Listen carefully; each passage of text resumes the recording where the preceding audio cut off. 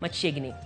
Piny owacho onyiso jopiny mondo bed akicha kaluwore gi koth mapek ma pod igeno ni dhi chwe e koro matinende gwenge ma oluoro Nam Lolwe, Imbo mar Kenya kod milambo mar Hoho mar okak oyangore ni dhi bedo gi koth mapek ochakore kiny kendo nyalo chwere nyaka tarik 15 mar dweni. Jafwambo marwa Andrew Ondega timo mos miyowa lerno.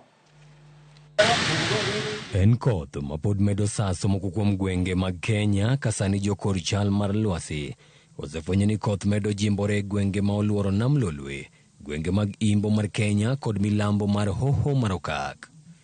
E mbui mare mar X, jachiw wach ilo sirikal Isaac Mwaura onyiso jopiny mag gwenge adekgo mondo bed akicha kendo gichik itgi ne koro ma ichiwo gi bede sirikal ni mar koth mapek dhi jimbore ka ochakore Jumapil ni ma en tarik 10 dweni kendo nyalo chwere nyaka tarik 15 dweni.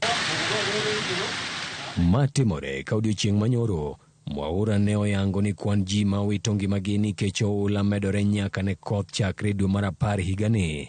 Kwan mar udi ma osekethore nikech oula oseweyo 109 ka ji ma kwan gi oweyo 546 pi osedari miechegi.